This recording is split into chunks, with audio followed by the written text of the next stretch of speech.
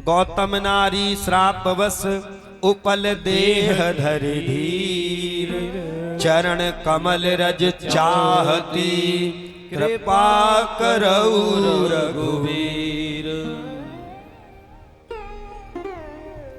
राम, ये ऋषि गौतम की पत्नी है, इनका नाम है अहिल्या। एक बार छोटी सी भूल हो गई और उसी भूल के परिणाम स्वरूप पति देव ने साप दे दिया, बेचारी पत्थर हो गई है। रामचरित मानस में मर्यादा है, ये नहीं कहा गौतम नारी पापवश, ये भी कह सकते थे। क्या कहा? सापवश।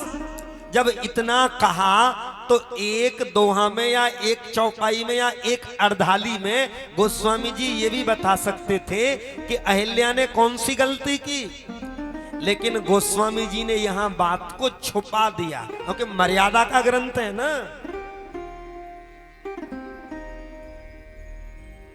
यहां तो नहीं, हमारे संत अहिल्याबाई की कथा सुनाते। ब्रह्मा की पुत्री है अहिल्या, ध्यान देना। और ये जो अहिल्या है ये बुद्धि की प्रतीक है। अहिल्या जी बड़ी सुंदर थी, देखने में बड़ी सुंदर,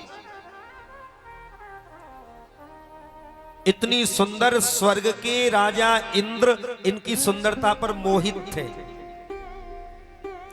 लेकिन ब्रह्मा जी ने मन में विचार किया, अहिल्या बुद्धि है, बुद्धि अगर इंद्र को दूंगा, इंद्र भोगी है, इंद्र बुद्धि को भोगों में लगाएगा और बुद्धि तो योगी के पास जानी चाहिए।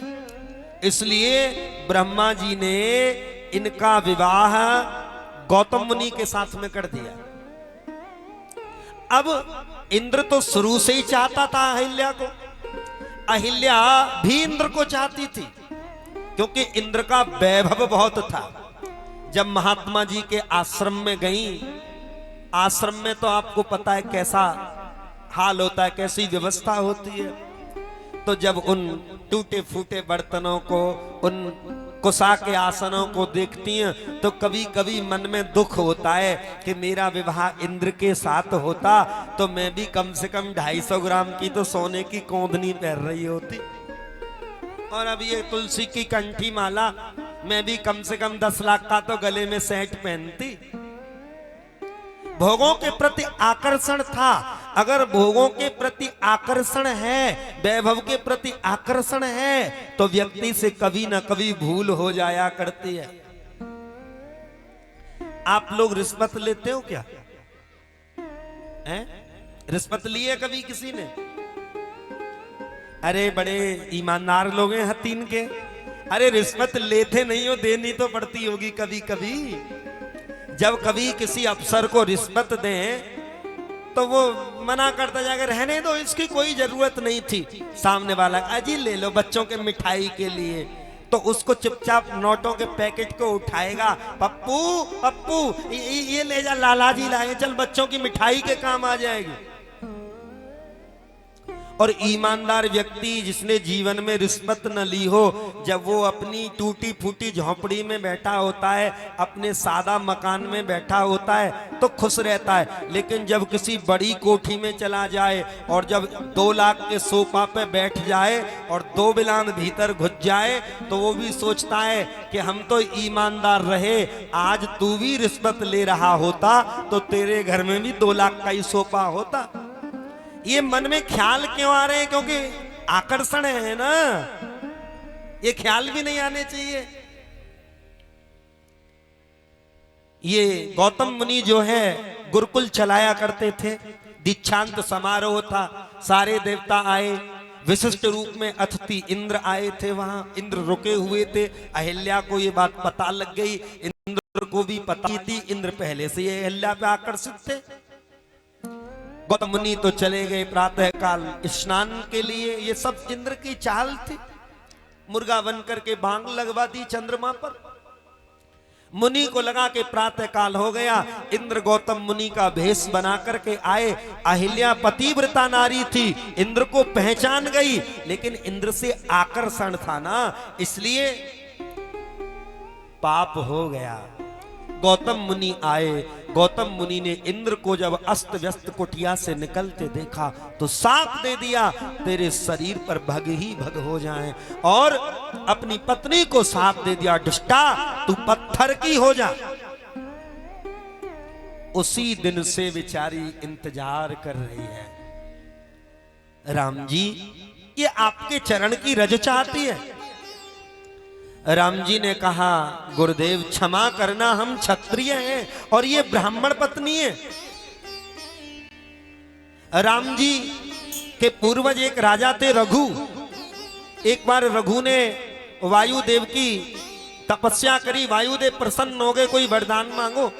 तो रघु ने कहा, अगर देना चाहते हो इतना ही दे दो, मेरे राष्ट्र की, मेरे देश की कोई माँ बहन जंगल में जाएगी, खेती में पति के साथ काम करेगी, जब लौट के आएगी तो रास्ते में थक जाएगी, और थक जाएगी तो बेचारी बेसुध होकर किसी पेड़ के नीचे बैठ जाएगी। अगर वो थकी हुई सो जाए तो वायुदेव तुम इतनी मर्यादा के साथ बहना, उस बहन का, उस माँ का वस्त्र उसके शरीर से अलग नहीं होना चाहिए।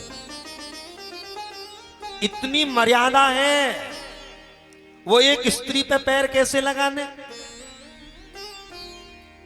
गुरुजी सामने आके खड़े हो गए, राम आज तुम्हें परीक्षा देनी होगी।